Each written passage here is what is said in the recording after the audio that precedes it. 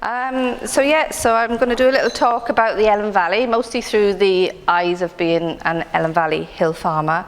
So I came to the Ellen Valley 23 years ago to work, and fell in love with a local hill farmer, a conservationist and a farmer. Never the two shall meet, but we did, and it works quite interestingly.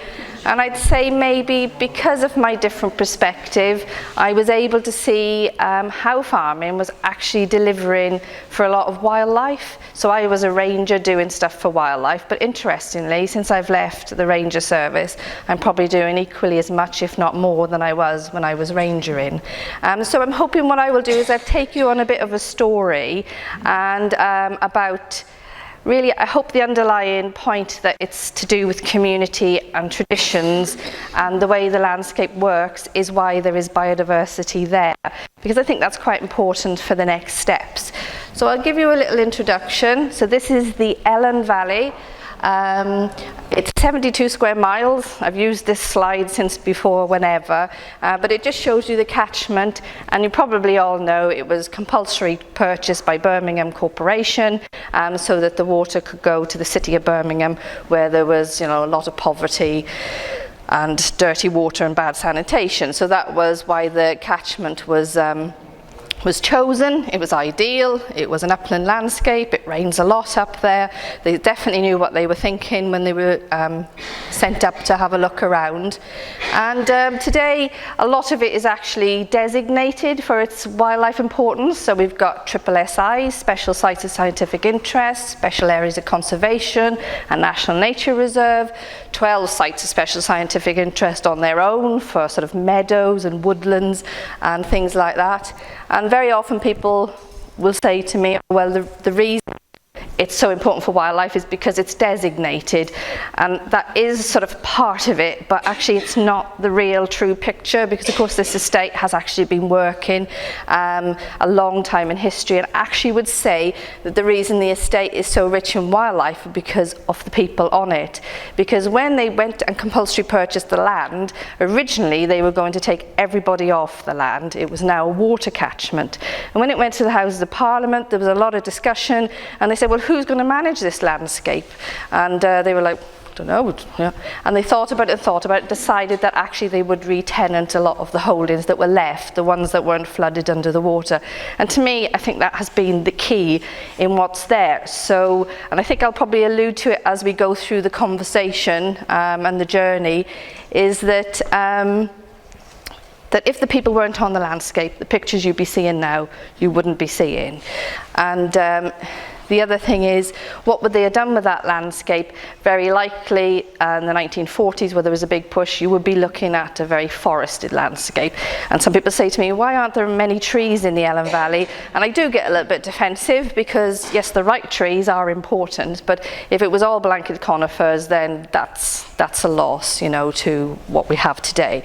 So the important thing about the designations, I suppose, is it proves how much of an important area it is. So people come in, it does sort of beeline you to it. So I think what I'll do is take a little bit step back. So this is a photograph taken overlooking Hendron Farm, the Voyle Tower. So that's sort of the heartbeat where the water leaves the Ellen Valley down the pipeline, gravity fed all the way to Birmingham. And a lot of people come and they say to me, gosh, the Ellen Valley's lovely. I'm a photographer as well, so I enjoy getting out and about, and it's completely because of the dams. Again, I felt myself being very sort of, it's not just because the landscape was actually very beautiful before the dams. It would have been made up of a number of large houses, mostly maybe a hunting type estate, so there was a lot of sort of woodland, there was a lot of fishing, grouse shooting, moorland. It was all what the estates you can imagine back in that time, sort of 1800s. And then looking down that last view, I actually picked up a few of the estate houses. So you have Cwmellen House, so that would have been right across from the Voyle Tower there. And then going back down the village, back up sort of towards the Clairwyn Dam, we would have had Nant Gwilt House and Dolmanach House as well. And I like looking, you've probably done it all a lot yourselves anyway, at the old tithe maps, because you can see, You can see the rivers running through, and you can see all the little patches of fields. Each of those fields has a code, and each of that tells you what fields were used for. So it was a landscape, little patchwork of everything, and the stuff that's gone below the water obviously, but still above the water there's still this patchwork of landscape going on. So looking up towards the Nantgwilt estate, so looking up the Clairwyn Valley at the minute, this is a real nice picture. So the Birmingham Corporation have moved in, you're starting to see little bits of roadways and railways and things. This down here is Nantgwilt Chapel, so the one that was flooded, and then obviously the new one built a little bit over from the Voyle. And then we're looking sort of at the junction here, but what I think is interesting is you can see the fields, you can see the woodlands, you can see something's been cut here, hay or oats. Of course they had a corn mill, so they're actually, you know, cutting corn. So this is something I think I probably miss mostly in our landscape today, is because a lot of that good land for having crops and things on is flooded. We do have one, well I'll explain it to you in a minute, place where we did used to get sort of crops, and I think that probably has impacted maybe some of those birds you would expect, like the yellowhammer and things like that. So that has been a little bit of a loss from the wildlife of the Ellen Valley. In the meadows, those that came and visited it, there would have been flowers in these places as well. So that's been lost, and the other thing that was lost was obviously the spawning for the salmon, so the rivers became reservoirs.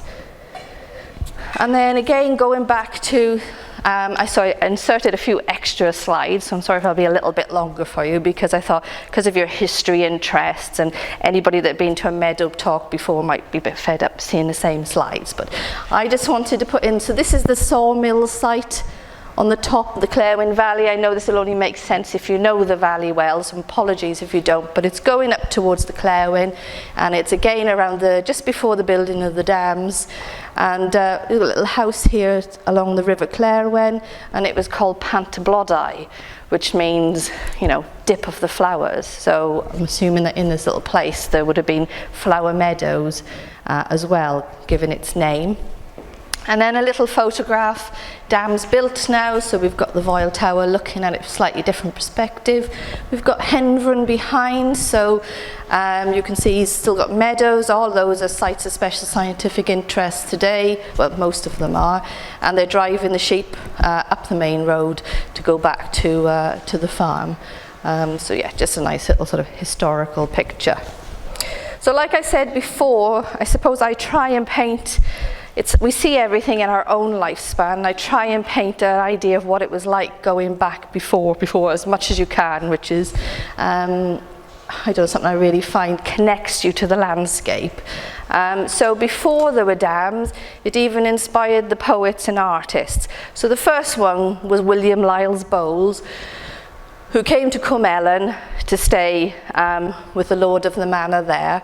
And you'll interestingly see that he spells it Cwm Ellen, so it's always been Ellen Valley, and I think over the years it seems to be more Elan Valley, which it isn't. So I'd sort of point out the point that that's the way it naturally would have been in a landscape where they were all Welsh speaking at the time as well. And again, I think what I liked about his poem is that if you do have time to read it, is actually you can walk through the landscape through his poem, and there's places that he talks about that I can sort of see in that time frame. I think it's really quite a clever poem that maybe, you know, not enough people take time to read, but you can see the pastures, lawny range, the yellow corn, the upland ridge. It all is describing that landscape, and I think it's quite beautiful in that way. And this was a landscape that obviously inspired him. Later on in history then, obviously everybody says about Percy Bysshe Shelley. He stayed at Cwm Ellen House with his uncle, and he wanted to buy Nantgwilt house, but they wouldn't lend him the money for it. But again, he writes about what he sees in this landscape, so it inspired him as well.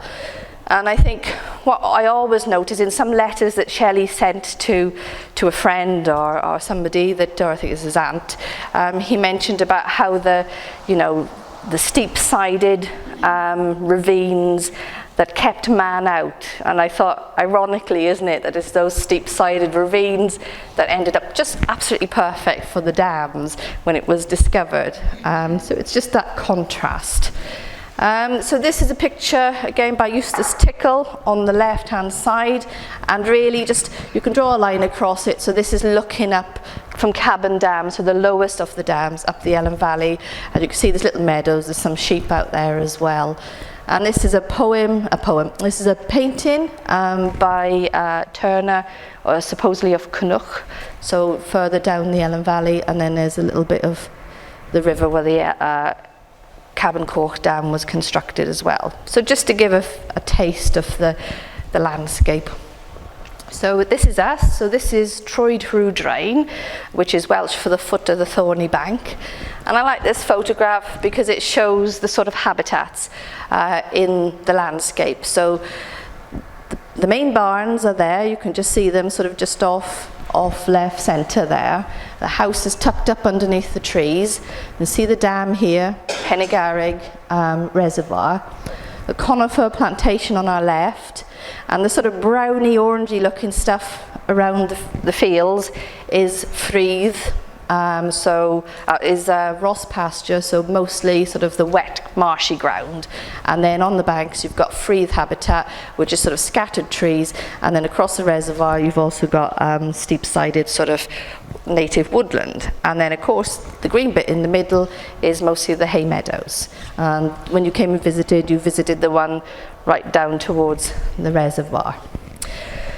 And this picture is one I always put up because it's in the sort of the height of winter time, and it sort of reminds me of the fact that people sometimes think the landscape is sort of brown and devoid and uninteresting, and it's often had that sort of, you know, what are the Cambrian mountains? They're just dreary places, often referred to as the wastelands of Wales. And once we start to sort of put labels on things like that, we feel like we should better them. But of course, I often would think this is actually a sleeping landscape, and come about sort of now, May, June, July, it comes alive, and it's full of colour. And not just is it full of colour, it's full of the different wildlife. So this is the barn that I showed you in that last picture. That's the original barn. It's also called the Caichlaith, which is associated with milk, so it probably was a farm associated with cattle particularly. The building went to a bit of rack and ruin under the Birmingham Corporation. You can see there's a lot of slates off the roof there, and then it was knocked down in the 80s and built with a really sort of more ugly steel-framed barn, which is very practical, but there is a bit of a loss because it was said that a murderer had taken refuge in this barn one night. He came down the fields and he was sort of evading the authorities. He must have rested up in the barn. The next day they were catching up with him, and he ran down across what had been the meadows, the ones that you came to visit, and he jumped some rock across the River Ellen and managed to get away from being captured. So again, it's just a little story. And then this is an old map when they were drawing up the landscape for how they were going to flood the different areas. And there's a place there called Tynant, and you can just see there's a square, well, you might see it, but there's a square which is the house under the water, and that's where some of you visited with me when you came to the meadow. Troed Drain is just next to Troed Drain, and the barn is here. I think originally the proper house would have been where the barn was. Our house is a bit later. And then there's another house. So we're actually made up of 3 holdings that would have been originally. And then this is an old tenancy agreement for David Williams for 1875. And then by the roadside, there is what we call Tynant's Pen. And actually Tynant's Pen was once a barn and plock that the stone has been taken down and made into sort of sheep pens, but you can see the corner walls and the sort of stones for going into the different parts of the building. And we had somebody up a few years ago, Stuart Fry. You might know Stuart. He's very knowledgeable about tools and the landscape and stuff. And he came up and he actually repaired the walls because it's very you can see on the floor the shale is so poor it's just crumbling, so they did the best they could and it looked really smart. But I think this slide is to remind me that when I had a group of people out once, and you learn lots from other people, don't you? And I'd said, like, why did they put, like, the barn at the top of the meadow? Like, to me, in my mind, female mind or something, I thought you just gather all this, like, hay down into the barn, and that's perfect.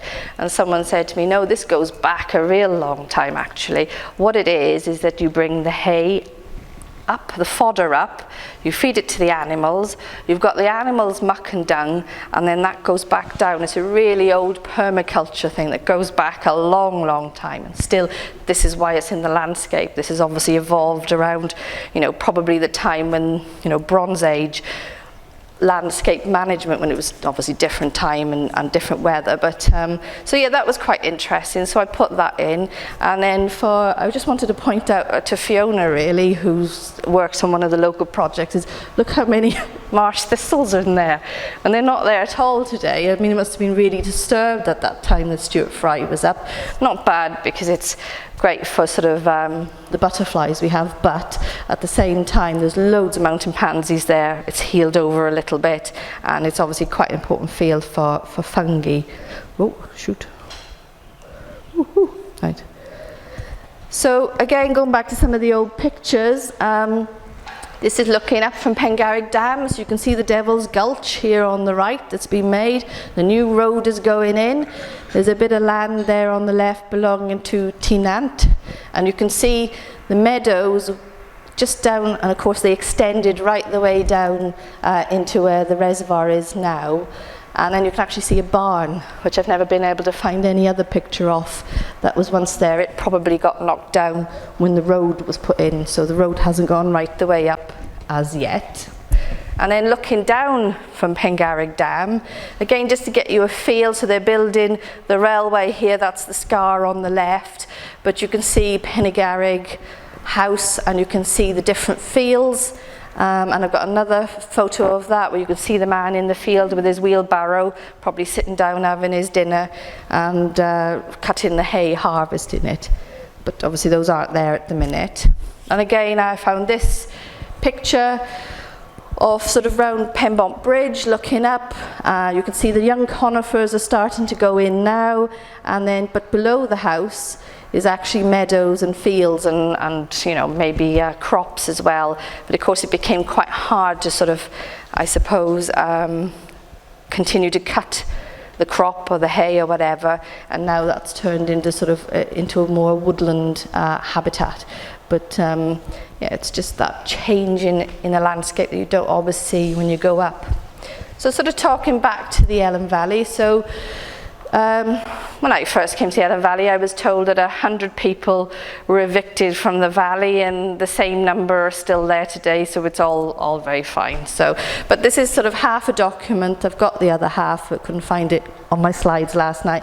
But these are sort of a list of the farms in the Clairwyn Valley, the main sort of farmer and how many were in the family. So in the Clairwyn Valley there were actually 126, and I think the whole number added up to 397 people in the whole catchment. So they sort of changed the figures a little bit because they moved some of the workers into the houses, so it didn't look like people were sort of evicted. But it just shows, it's not to have a, I'm not having to go at the dams, it's just to show you the sort of community aspect of how the landscape was, and that's why it's still important today. So for those of you that didn't get to the hay meadow last year, this is sort of the hay meadow below the road. So it's a site of special scientific interest, and it's an upland fringe hay meadow. So it doesn't have its own classification as yet. I think they've classified their ones in the sort of Yorkshire Dales because they're quite sort of special as well, but ours have something you wouldn't get in what you would call a lowland hay meadow, and that is mainly the white flower there, which is the pignut, and the bluebell. So I quite like the pignut because it's because I've come from Ireland, so it reminds me it's supposed to be sort of the Irish food of the leprechauns. So I do like pig nut. So to give you a little bit of a taste of what's in the hay meadows, there's our bluebells, and of course a very important part of the hay meadow is the yellow rattle, the middle one, with a red-tailed bumblebee. And what that does, it suppresses the grasses, and there's a lot of farmers would be thinking, oh my gosh, what are they suppressing the grasses for? I mean, don't they want as much grass to feed their stock? And for us as farmers, I think we see the value in the fact that it is actually the different species in the meadow that is important, is the value, rather than getting so many cuts. So for example, when they did add an inorganic fertilizer the one year, the grass was this high, but it wasn't a great year because it's the Ellen Valley and it rains all the time, and they nearly failed to get the crop. So that was quick, we're not having that anymore, because what was happening is you would try and working against the elements. And the thing about the Ellen Valley is you're really tied against the topography and sort of the elements of weather.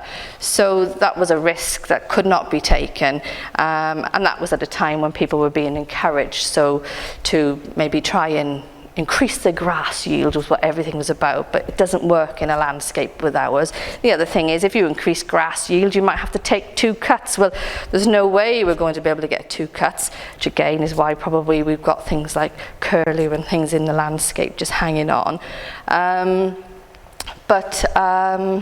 Yeah, so I think it's just to say that sometimes you can try and cheat nature, and it's just not going to work. And in fact, if you go with nature, you just get so much better. You know, the herbs have got medicinal properties that are probably very good for our stock coming into the winter time. And why would we want double the amount of hay if we haven't got the double amount of stock to be feeding it to? So it's this sort of sustainable sort of circle of the landscape and the farm that you're in.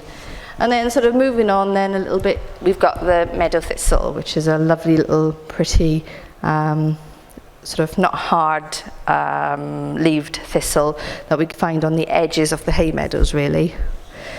And then sawwort, which is a really pretty, again looks a little bit like a thistle, which is a really great late flower just on the meadow edges, which I'll go on to in a little bit. And we've got greater burnet, and we've got the pig nut again. Hoverflies and insects, obviously, you know, they love the meadows. So very often I feel like, you know, the meadows are, in a way, they're a rest. So they're a rest from the farm, they're a rest for us, they're a rest for the ground. You know, it's got to be good for livestock when the ground is given rest. And traditionally, way back, our farms are all surrounded by a bank.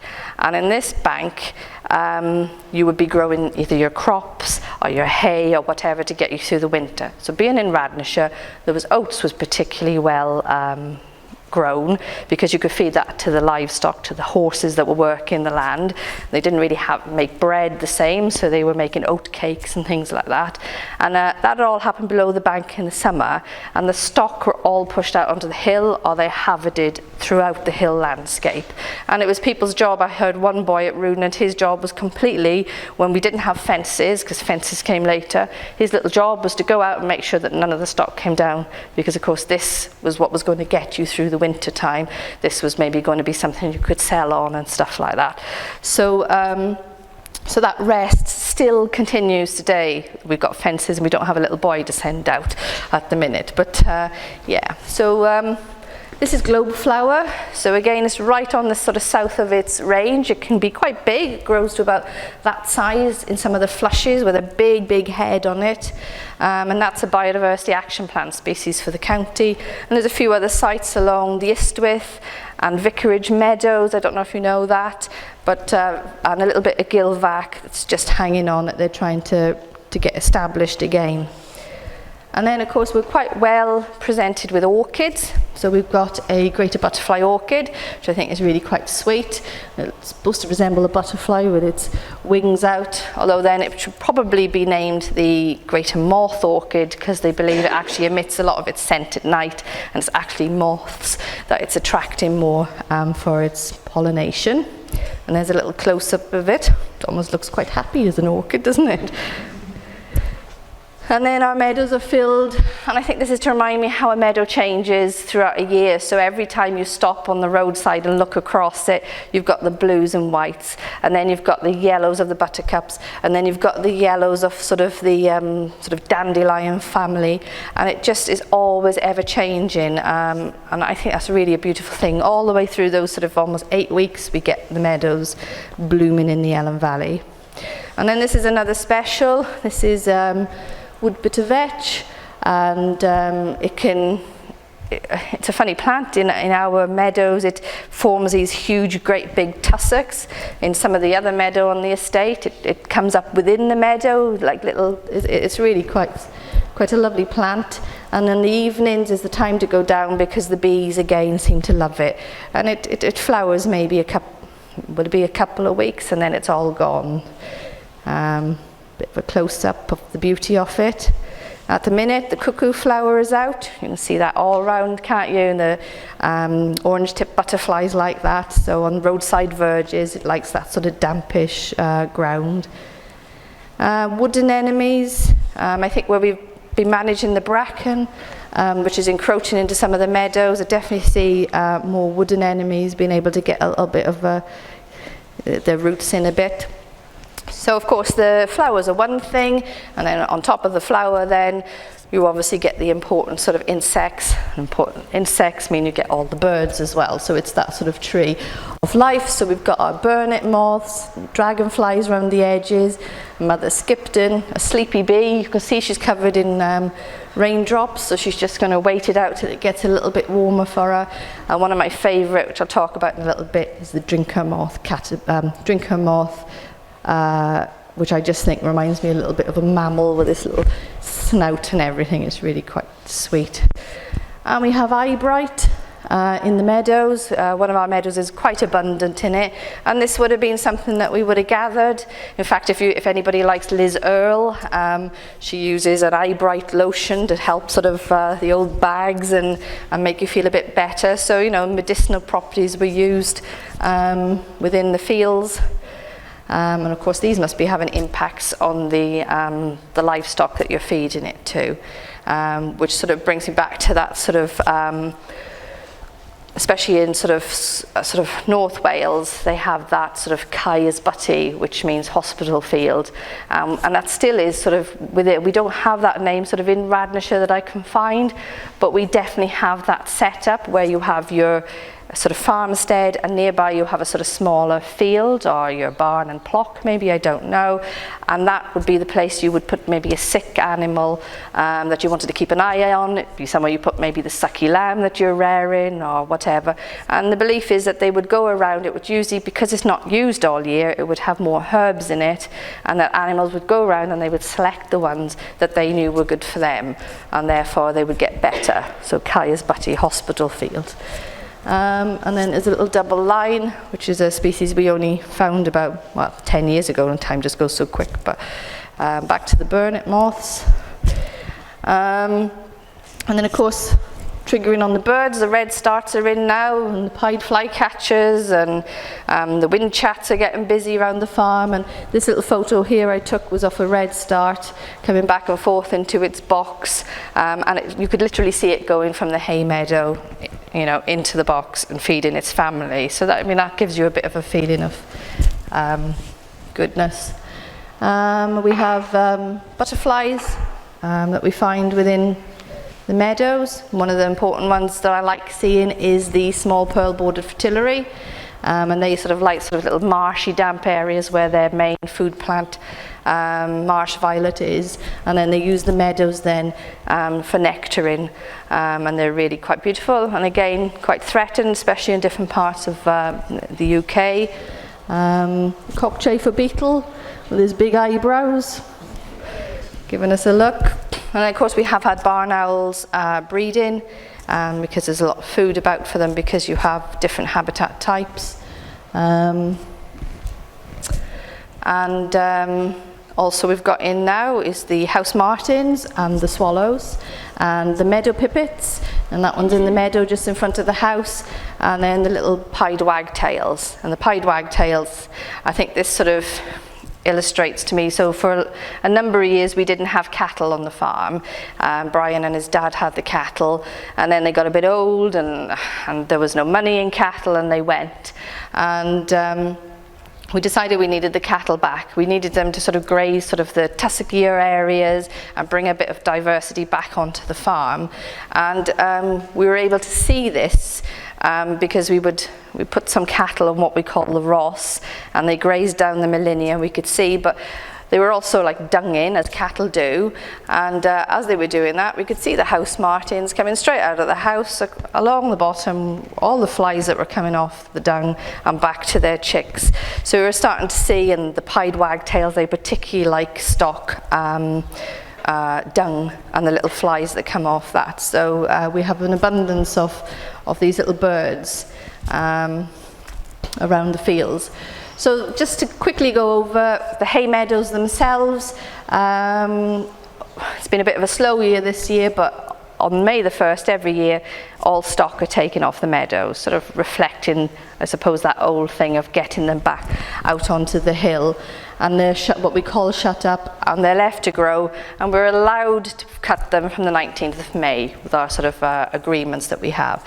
Although to say that, I can't remember the last time we cut them that early, even last year with all that hot weather, because we're using tractors now. Of course they wouldn't have had tractors, they'd have had scythes and a work team and everything, but then there is only 2 of us, so we don't cut. It's not like Armageddon where we go out and we cut everything and that's it. We will cut a couple of fields and then we'll move and cut another couple of fields, but I think again we don't do that on purpose. We do that because that's how we manage it, but I think that's probably beneficial. Different fields will be cut at different times every year, and in fact on sort of wet years we may not even cut a field to September. I've seen it where it's really getting sort of dicey for getting the hay in, but we are, we need 3 days. We're mostly making small bales. If we're really stuck and the weather isn't with us, we will have to get somebody in to make still hay, but they make it into a big bale and they'll come and do that. But last year weather was perfect and we small baled every bit of it, and it was lovely. It's hard work, but it's good. So of course the hay is important because it goes out into the hill on the winter. The reason we don't want big bales is because we want small bales, because we can actually take them out to the stock. We're moving seeds around at the same time. Brian is on the tractor there, so it's been managed like that. Before there were rules, that's always been how it is. And then of course with the cattle now, they can enjoy the herb-rich hay in the winter time. And then a little sort of a drone shot of the tractor going around the field. This bit is left to the right hand side. So this is last year. You can see the reservoirs are going down and they're going to do maintenance up on the dam as well. But that bit doesn't get cut. So that's sort of a refuge for the insects as well. It's sort of, it's not all just gone. And there's this patterning in the fields, and there's this, I'm not allowed anywhere near the tractor to do any cutting because it's been passed on from generation to generation, the way you go and how you go in and out. So, and it is quite a beautiful thing to watch, and I know I just ruin it in the first drive over, but so yeah, I like that picture. It reminds me of the beauty of the harvest as well. And then another photo of Brian. We upgraded to buy a second-hand bale sledge, so it sort of grabs the bales a little bit and then spits them out, and it's easier to stack them. But we use still a 1980s baler because it works on our land, because again we can't go big because the land won't take it. We couldn't get the tractor. I mean, one of the biggest decisions when we were buying a new tractor from the old Massey Ferg was how high it was, and they spent ages measuring the barn doors and everything, because of course modern tractors don't fit through the barn doors. So this is the biggest we could get, and we've had it for a while. So everybody's part of haymaking. So the kids are part of haymaking. Even the dogs are part of haymaking. Everybody comes, family comes and helps when they can as well. And then there's nothing like the feeling of the bales when they're in the barn. So those lovely meadows are all packed up and left for the winter. And somehow, because it was such a lovely summer last year, every bale this year you just opened, and I always say it smells of summer, but it was especially nice this year. It was really captured that smell of the summer, of the grass, and it was lovely. It was a joy to take it out to the cattle because they were on the hill. And this is a picture of the older baler because that year broke down 2 years ago, and you can see it's not coming out in a bale. And lucky for neighbours, having community around you, our neighbour came out with his little baler and finished it off, and within a couple of hours the storm came in.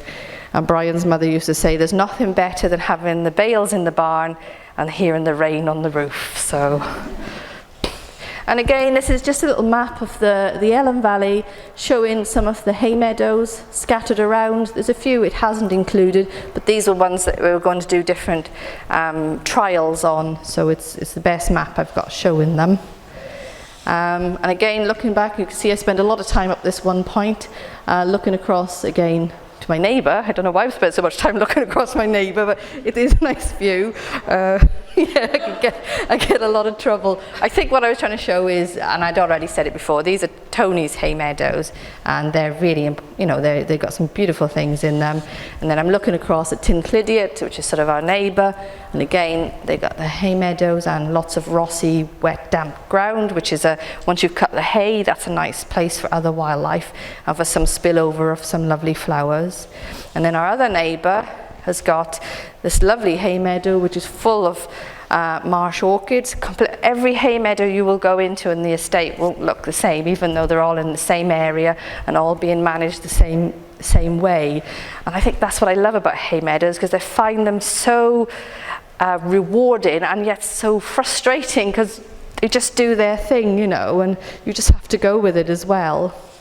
And then this is looking again towards those marsh orchids, up towards the house there. And there's a lot of Ross pasture, and what some people might look at and think, oh God, there's a bit of a devoid landscape with nothing in it, is actually, once you actually get down into it, there's a lot to see. So there's a bit of grazing going on with the Highland cows in this area that's become too thickly wooded to try and sort of thin out the wood. They want to get a little bit more structure.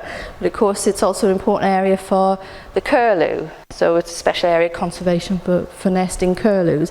And those curlews will use the wet landscape, they'll use the hills, and they'll use the hay meadows all over. So this whole landscape, I suppose, is trying to work towards is a living landscape.